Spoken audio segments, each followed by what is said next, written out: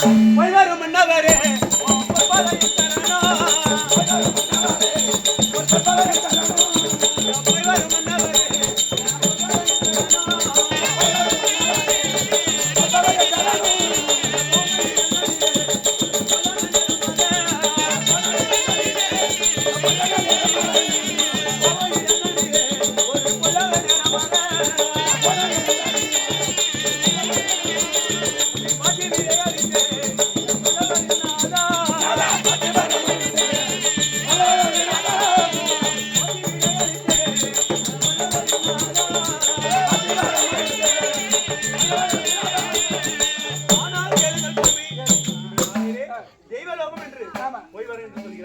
சந்தோஷமாக போயிட்டு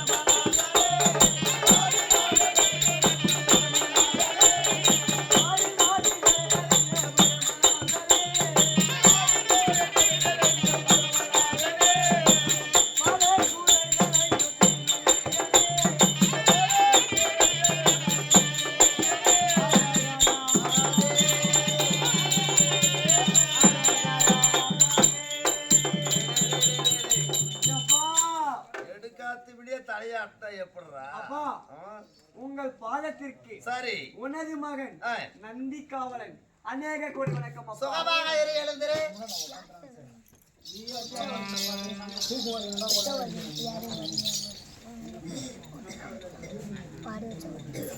நந்தேஸ்வரா, என்னை பார்த்தால் உனக்கு எப்படி தெரிகிறது? எப்படி எப்படி எப்படி எப்படி நல்லா இருக்குது? எப்படி சொல்றது? சொல்லு நீதான். அதாவது எப்படி சொல்றதுன்னா கழுத்துல பட்டையும் பட்டையும் கழுத்துல கொட்டையும் கழுத்திலே உத்ராட்சி கொட்டையும் கீழே 2 கொட்டையும் கழுத்துல இருக்கிறதா சொல்றது. அப்படியெல்லாம் வந்துருக்கீங்களே, நீங்க யாரு நினைக்கிறீங்க? யாரு? பெரியோர்கள் சிறியோர்கள் தாய் தந்தவர்கள். ஆமாம். கற்றவர்கள் கல்லாதவர்கள் படித்தவர்கள் பட்டம் பெற்றவர்கள். ஆமாம். சூழ்நிலைக்கும் சபை. சபையில் நான் வந்திருக்கிறேனே, நான் யார்? ஆமா. நீங்கள் யாரு? உலகத்திலே முதல் கடவுள் யார்? விநாயக பெருமான். ஆமாம். முந்தைய தவமிருந்து 300 நாள் சுமர்ந்து தொஞ்சி வயிற்று துடமில் ஈண்டெடுத்ததை தாய். அவதான முதல் கடவுள், முதல் தெய்வமே. அம்மாடா இல்லையா? மாதா பிதா குரு தெய்வங்கள் இல்லையா? முந்தைய தவமிருந்து 300 நாள் சுமர்ந்து தொஞ்சி வயிற்று துடமில் ஈண்டெடுத்ததை தாய். அவதான் முதல் கடவுள் நம்மளுக்கு. இரண்டாவது பிதா என்று சொல்லக்கூடிய தந்தையார் மார்மீனும் தோல்மீனும் தாராட்டி சீராட்டி வளர்த்தாரே தந்தையார், இரண்டாவது கடவுள் அவரு. மூன்றாவது நம்மளுக்கு கற்றுக் கொடுத்தாரே குரு, மூன்றாவது கடவுள். 4ஆம் ஸ்தானம் தான் கடவுள் இல்லையா? அப்பொழுது அப்பேற்பட்ட தெய்வமன்ற திருச்சபை, இந்த திருச்சபையில் நான் வந்திருக்கிறேனே, நான் யார்? எப்பேற்பட்டவன்? என்னுடைய என்ன எப்படி தெரியும்? யாரு? எப்பேற்பட்ட ஆளு எனக்கு தெரியும். பக்கானுங்களுக்கு தெரியுமா? தெரியாது. சொன்னால் தெரிஞ்சுக்குவாங்க. ஆகட்டும், சொல்லட்டுமா?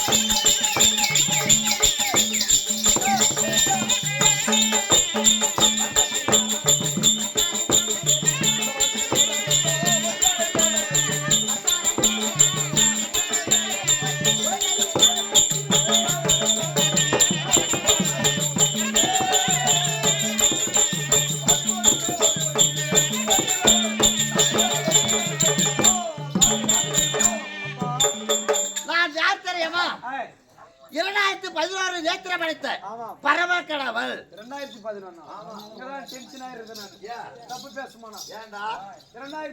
நேத்திரம் 2 தான் இருக்குது. யாருக்கு?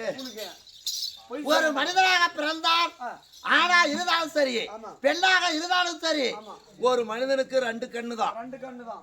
உனக்கு மட்டும் 2011 எப்படி தெரியாது? எப்படி தெரியாது? உண்மை தெரிஞ்சாங்க சாமி. சொல்லலாம். சொல்லனா துருக்கு போட்டு செத்துருவோம். யாரு? நானே. சாகு. என்னத்துக்கு பூமிக்கு பாரமா? சரி சொல்லு எப்படின்னு. டேய், 2011 ஏத்தமரத்த பரமக்கடவுள் என்று சொன்னேன். ஆமா. எப்படி ஒரு ஆளுக்கு 2 கண்ணு தான், உனக்கு மட்டும் 11 கண்ணு எப்படி வந்துச்சு? 2011 கண்ணு எப்படி வந்துச்சு? தெரியாது.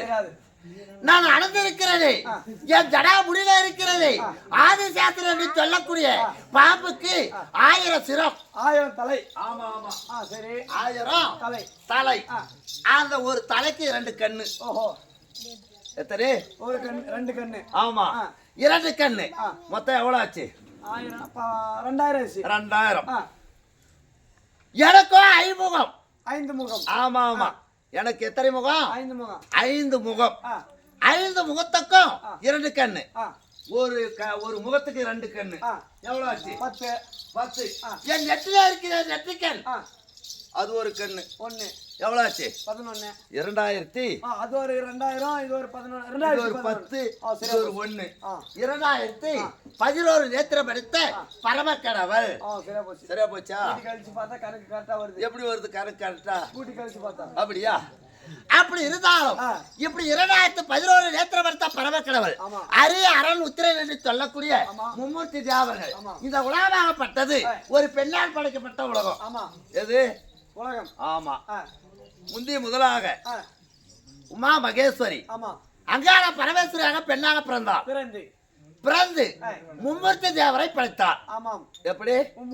ஆமா மும்மூர்த்தி தேவரை முதல் கடவுள் விநாயகர், 2வது சாட்சாதி எம்பெருமான், 3வது என்ன படைத்தார். மும்மூர்த்தி தேவரை படைத்து சாட்சாதியாக பெண்ணாக பிறந்து அகண்ட மார்பு, நிகண்ட கரங்கள், கருத்த மேனி, பெருத்த உருவம், கோர பற்களோடு பெண்ணாக பிறந்து இந்த உலகத்தை படைக்க வேண்டும் என்று ஒரு பெண்ணு இருந்தால் ஆண் இருக்கணும். எப்படி? ஒரு பெண்ணு இருந்தால்தான் ஒரு ஆண் இருந்தால்தான் உலகத்தை படைக்கும் போது ஒரு குடும்பத்தை உருவாக்க முடியும். இல்லை என்றால் ஒன்னும் பண்ண முடியாது. அப்படி உலகத்தை படைத்து இந்த உலகத்தை படைக்க வேண்டும் என்றால் ஒரு ஆண் வேண்டும். முதலாக விநாயகப் பெருமானை படைத்தார், 2வது முறையாக சாட்சாதி எம்பெருமானை, 3வது என்னை படைத்தார். என்னை படைக்கின்ற பொழுது இவங்க ஒரு ஆள் அம்மானாரு, ஒரு ஆள் தங்கானாரு. நான் பெண்ணே என்று சொன்னேன். அப்படி பெண்ணே என்று சொல்கின்ற பொழுது என்னை சேர தொடங்கினார். அப்பொழுது நான் அவள் உருவத்தை பார்த்து பயந்து ஓடிக்கொண்டிருக்கின்ற பொழுது சாட்சாதி எம்பெருமான் பார்த்தார். தங்கா ஓடாதே, நில்லு. அப்படி உன் உருவத்தை பார்த்தால் நீதான் எங்களை பெத்த, எங்களை உருவாக்கணும், நீதான் எங்களுக்கு தாயாக வேண்டும். உன் தாயை ஒரு மகன் திருமணம் செய்ய முடியுமா? முடியாது. அப்படி என்று சொல்லி நீ மறுபிறவியாக பிறக்க வேண்டும். அப்படி இல்லாவிட்டால் நெற்றிக்கண்ணை அவருக்கு கொடுக்கணும். அப்படி என்று அவர் 3 கண்ணோட பிறந்ததுல ஒரு கண்ணை எடுத்து எனக்கு கொடுத்தாங்க. அப்படி கொடுத்து சில காலம் இருந்து இவரை திருமணம் செய்ய வேண்டும் என்றால் மறுபிறவியாக பிறக்கணும். மலையரசருக்கு தாச்சாகலியாக பெண்ணாக பிறந்தால் நான் அவரை திருமணம் செய்தேன். திருமணம் செய்து எந்த ஒரு குறையும் இல்லை, சிறப்புடைய வாழ்ந்து வந்தோம். இருந்த போதிலும் நான் எங்கே என்ன செய்தேன் என்ன தெரியுமா? ஒளியா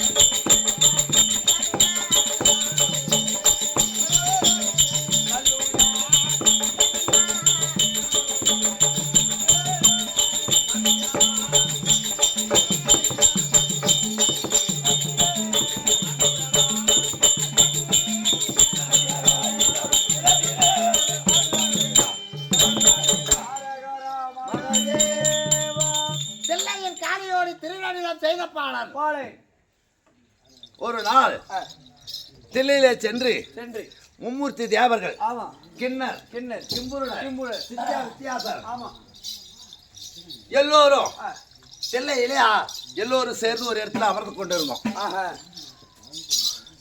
ஒரு திருவிழா இருந்தால் அங்க ஏதாவது ஒரு விளையாட்டு விளையாடணும். யாரா இருந்தாலும் சரிடா, நீயே இருந்தா கூட நானே இருந்தாலும் சரி, ஒரு திருவிழா இருந்தால் அது திருவிழாவில் போய் யாராவது ஒரு விளையாட்டு விளையாடினா நல்லா இருக்கும். அப்பொழுது அரி அரல் உத்திரன் பல முனிவர்கள் எல்லாரும் அமர்ந்து எல்லாம் பார்த்து கொண்டிருந்தார்கள். அப்படி பார்த்து கொண்டு இருக்கின்ற பொழுது அங்க என்ன ஆனது தெரியுமா? பிரம்மதேவன் பார்த்தார், சாச்சாதி எம்பெருமான் பார்த்தார். ஐயா, இப்படியே தேவரனாக இருந்தாலும் அமர்ந்து கொண்டு இருந்தா நல்லா இருக்காது. யாராவது ஒரு விளையாட்டு விளையாட வேண்டும், அப்படி இருந்தாதான் நல்லா இருக்கும் அப்படின்னு சொன்ன உடனே உடனடியாக நான் என்ன செய்தேன்? எழுந்து நின்று இந்த தில்லையிலே நான் நாட்டிய ஆட போகிறேன். என்னுடன் ஆடுவதற்கு உங்களால் முடியுமா அப்படின்னா அவங்களதான் நான் கேட்டேன். ஆமா ஆமா, மும்மூர்த்தி தேவர்களே பெருமணியும் சாச்சாதி எம்பெருமான நான் கேட்டேன். ஆட முடியுமா? என்னால் கூட உங்களால் ஆட முடியுமா? இந்த நாட்டியத்தை ஆட முடியுமா? முடியுமா? பொம்பளை நீ சும்மாதானா இருக்கணும். ஒரு பொம்பளை நீ சும்மாதானே இருக்கணும். உன்னுடன் நான் ஆடுகிறேன் அப்படி என்று பார்வதி எழுந்து நின்றுட்டா. இருவரும் விடாமல்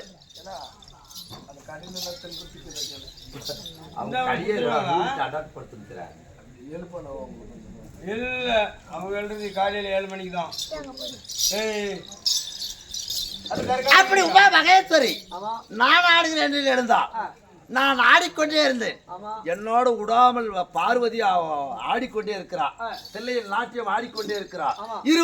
இருவரும் விடா முயற்சியாக ஆடிக்கொண்டே இருக்கிறோம். என் கூடயே ஆடுறா யாரு? பார்வதி என் உடனே ஆடுகிறார். அப்படி ஆடுகின்ற பொழுது சாச்சாதி எம்பெருமான் பார்த்தாள். மைத்துரா, இப்படி இருந்தால் அவளை ஜெயிக்க முடியாது. உன்னால் நீ என்ன செய்ய வேண்டிய தெரியுமா? ஆடிய பாவனை போல் இந்த காலையை எடுத்து காலையில் இருக்கக்கூடிய குண்டல வலையை கலட்டி கீழே போட்டுவிட்டு நீ நாவால் நக்கி எடுத்தால் என் தங்கச்சி நீ தோத்தடிச்சிடலாம், நீ ஜெயிச்சுக்கலாம் அப்படின்னு சொன்னா. உடனடியாக ஆடிய பாவனை போல் இந்த காலில் இந்த குண்டல வாழையை காலால் கழட்டி கீழே போட்டு நாவால் நக்கி எடுத்தேன். நாக்கிலே நாவால் நான் நக்கி எடுக்கின்ற பொழுது அப்போ உமா மகேஸ்வரி பார்த்தால் காலை தூக்கினாள். ஒரு பெண் காலை தூக்கினால் அபயம் தெரியும், அசிங்கம். அதனால அப்பொழுது அந்த இடத்தில் தில்லையிலே நான் நாட்டி ஆடி பார்வதியை தோற்கடித்ததினாலே எனக்கு தில்லை நடராஜா என்று பெயர் வைத்தார்கள். தில்லையிலே நாட்டியம் ஆடிய காரணத்தால் தில்லை நடராஜா அப்படி என்று பெயர் வைத்தார்கள். அப்படி வைத்து குறையில்லாமல் வாழ்ந்தோம். அப்படி இருக்கின்ற போது உன்னை யாருக்கு நான் என்ன அருளை கொடுத்திருக்கிறேன் தெரியுமா?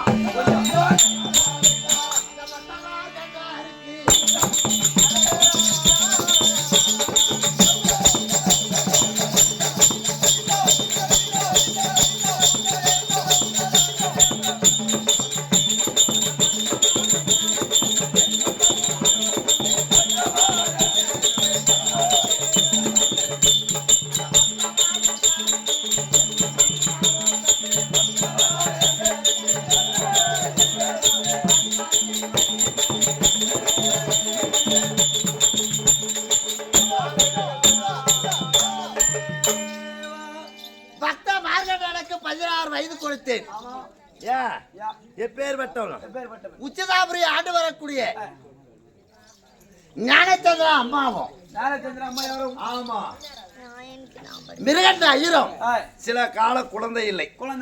ஆமா ஆமா, குழந்தை இல்ல. அந்த ஞானச்சந்திர அம்மாவுக்கு மருத்துவச்சி என்ற ஒரு பெயர்.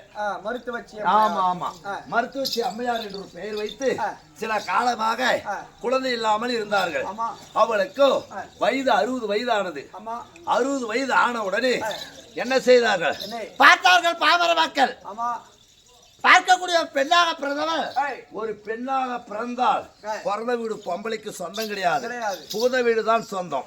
அப்படியே பூத வீடு சொந்தம் இருந்தாலும் அப்படியே திருமணம் செய்து சில கணவனோடு கூடி சில காலம் விருந்து கூடி வாழ்ந்து குழந்தைகளை பெற்றெடுத்தால் அந்த பெண்ணுக்கு என்ன பேர் தெரியுமா? மக்களை பெத்த மகராசி. ஆமா, பிள்ளைங்களை பெத்த புண்ணியவதி. ஆமா, பிள்ளைய பெத்த புண்ணியவதி மக்களை பெத்த மகராசி என்று சொல்லி பாமர மக்கள் போற்றுவார்கள். அதே பெண்ணாகப்பட்டவள் கணவனை மணந்து சில காலம் கூடி வாழ்ந்து இருந்து குழந்தை இல்லாத இருந்தான்னு வச்சுக்க, அந்த பெண்ணுக்கு என்ன பேர் தெரியுமா? இந்த பாவி வந்த நேரம் என்ன நேரமோ என்ன பாவம் செஞ்சாலோ அவங்க அப்பா அம்மா செஞ்சாங்களோ ஏது என்ன செஞ்சாங்களோ இவளுக்கு குழந்தை இல்லையே கொட்டி மரடி என்று அவருக்கு பெயர். ஆமா இல்லையா? அது ஆணா இருந்தாலும் சரி பெண்ணா இருந்தாலும் சரி அவங்க தூங்கிக்கிறவங்கள அப்போ கை போட்டு எழுப்பியா கம்முன்னு உக்காண்டிரியா உனக்கு தூக்கல உக்காந்து அவங்க தூங்குறாங்க விட்டுரு. அவங்க போய் நம்ம எழுப்பி வைக்க முடியுமா? போயிடலாம் எழுப்பி விடு நீ ஆகுதும். அப்படி இருக்கின்ற பொழுது உச்சதாபுரி ஆண்டு வரக்கூடிய மிருகண்ட ஐயரும் ஞானச்சந்திர அம்மாவும் 60 வயசு குழந்தையே கிடையாது. அப்ப பார்த்தார்கள் பாமர மக்கள் எல்லாம் பார்த்து கொட்டி மரடி என்ன பாவத்தை செய்தாலோ என்று சொல்லி இழிவாக கேவலமாக அந்த அம்மனை பேசினார்கள். பேசுகின்ற பொழுது அழுகடி சிந்தனையோடு அரண்மனையில் இருக்கின்ற பொழுது மிருகண்டையர் வந்தார். ஏமா அல்ற? இந்த உலகத்திலே குழந்தை இல்லாத காரணத்தால் என்னை கொட்டி என்றும் மரடி என்று, அதாவது புள்ள இல்லாத வீட்டுல சாப்பிட்டா புழுவுக்கு சம்பந்தமா, ஒரு பிள்ளை இல்லாத வீட்டுல சாப்பிட்டா புழுவுக்கு சமம்னு சொல்லுவாங்க. அது இன்னைக்கும் உண்டு, நாளைக்கும் உண்டு, எப்பொழுதும் உண்டு. எப்படி தெரியுமா? ஒரு குழந்தை பெற்றெடுப்பது எதற்காக? நாளை நாம இறந்ததே உண்டானால் எள்ளு தண்ணீர் வைத்து இவக்கடன் செய்து கொல்லி வைத்து குடவுடைக்கணும். அப்பதான் சொர்க்க பதிவு நம்மளுக்கு. அண்ணன் புள்ள தம்பி புள்ள வச்சா அதெல்லாம் ஏற்காது. பெண்ணா இருந்தாலும் சரி ஆணா இருந்தாலும் சரி நம்மளதுன்னு ஒரு குழந்தை இருக்கணும். அதனாலதான் அப்பொழுது ஞானச்சந்திர அம்மாவும் மிருகண்ட ஐயரும் அழுகணி சிந்தனையோடு என்னை கோரி தவம் இருந்தார்கள். ஓம் நமச்சிவாயா ஓம் நமச்சிவாயா என்று சொல்லி என்னை கோரி தவம் இருந்தார்கள். அப்ப தவம் இருக்கின்ற பொழுது அப்பொழுதுதான் உங்களுக்கு நான் காட்சியை கொடுத்தேன். ஆமா ஆமா காட்சியை கொடுத்து, ஐயா இந்த முதிர்ந்த வயதிலே இந்த 60 வயதிலே என்னை கோரி தவம் இருக்கிற ஐயோ என்ன காரணம்? எதற்காக என்னை கோரி தவம் இருக்கிறீர்கள்? உங்களுக்கு என்ன வர வேண்டும்? சுவாமி எங்களுக்கு வயது 60. இந்த 60 வயதிலே நாங்க இறந்தாலும் சரி எங்களுக்கு ஒரு குழந்தை வேண்டும் அப்படின்னு எனக்கு கோரி கேட்டார்கள். இந்த 60 வயசுல குழந்தை வேண்டுமா?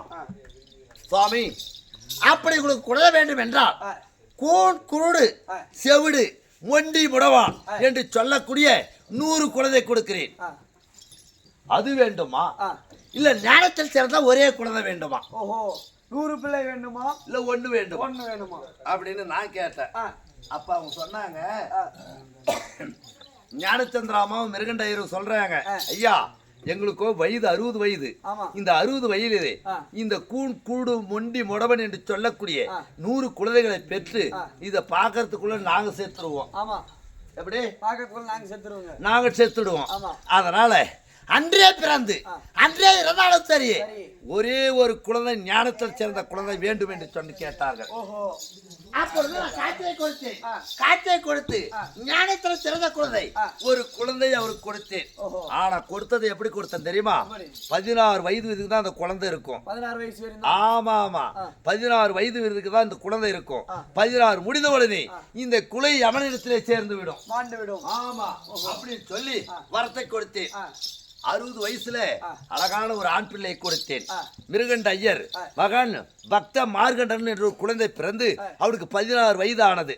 16 வயது ஆன உடனே இவங்க இருவர் அழுகணி சிந்தனையோடு இருக்கிறார்கள். 16 வயது முடிந்து விட்டது. யமன் வந்து பிடிச்சிருவானே, நம்ம என்ன செய்வது? இந்த ஒரு குழந்தை தவமாக தவம் இருந்து எத்தனையோ காலம் இந்த 60 வயது குழந்தை, இந்த 60 வயதிலே இந்த குழந்தையை பெற்றெடுத்தேமே, இந்த குழந்தையாகப்பட்டது நம்மளை விட்டு போய்விட்டால் நாளை நாம இறந்ததே உண்டானால் எள்ளு தண்ணீர் வைத்து ஈமக்கடன் செய்து கொல்லி வைத்து குடவெடுப்பது குழந்தையிலேயே கடவுளே தெய்வமே என்று சொல்லி அழுந்து இருக்கிறாங்க. அப்ப அந்த பையன் கேக்குறான், ஏன் அழுறீங்க? எதுக்காக அழுறீங்க? என்ன காரணம்? ஏமா உனக்கு 16 வயது முடிய போகிறது. 16 வயது முடிந்தால் நீ மாண்டு விடுவாடா மகனே, நாங்க என்ன செய்வது? அம்மா நீ கவலைப்பட வேண்டாம். எந்த கடவுள் என்ன படைத்தாரோ அதே கடவுள் இடத்துல நான் சென்று தவம் இருந்து என் உயிரை அங்கே போனாலும் சரி, அந்த யமன் வந்து என் உயிரை பிடித்தாலும் சரி, எந்த கடவுள் உனக்கு வரத்தை கொடுத்து என்னை கொடுத்தாரோ அதே கடவுள்கிட்ட போல திருக்கடையூர்ல போயிட்டு பூஜை செய்யறான். திருக்கடையூர். ஆமா, திருக்கடையூர்ல சென்று என் லிங்கத்தை பிடித்து எனக்கு பூஜை செய்து கொண்டிருக்கிறார். பூஜை செய்கின்ற பொழுது அவருக்கு 16 வயது முடிந்து விட்டது. யமதர்மனாக தூதாக்களை விட்டு அவரை பிடிக்கிறதுக்கு போயிருக்கிறான். கிட்ட சென்றால் சுவாலையாக அக்கினி சுவாலையாகப்பட்டதை வீசிக்கொண்டிருக்கிறது. அவனை தொட முடியல. அப்போ ஒரே ஞானமாக ஓம் நமச்சிவாயா ஓம் நமச்சிவாயா என்று சொல்லி என் லிங்கத்தை பிடித்து ஒரே ஞானமாக ஞானமாக நினைத்து கொண்டு ஆமா தழுவி பிடித்துக் கொண்டு நமச்சிவாயா ஓம் நமச்சிவாயா என்று சொல்லி நினைத்து லிங்கத்தை தழுவி பிடித்துக் கொண்டிருந்தான். யமதர்மனாகப்பட்டவன் எத்தனையோ முறை அவனை அழைத்து பார்த்தான். அவன் வரல. அவன் உங்களை வேண்டுனுங்க. ஆமா, அப்பொழுது யமனுக்கு கோபம் வந்து விட்டது. பாசிகாரை எடுத்தான். வீசினார் பாசிகாரை. வீசுகின்ற பொழுது அவன் மேல் பட்டிருந்தால் பக்த மார்கண்டன் அயிர் மேல் பட்டிருந்தால் அவனை விட்டிருப்பேன். அவன் மேல் படாமல் என் லிங்கத்துக்கு பட்டு விட்டது.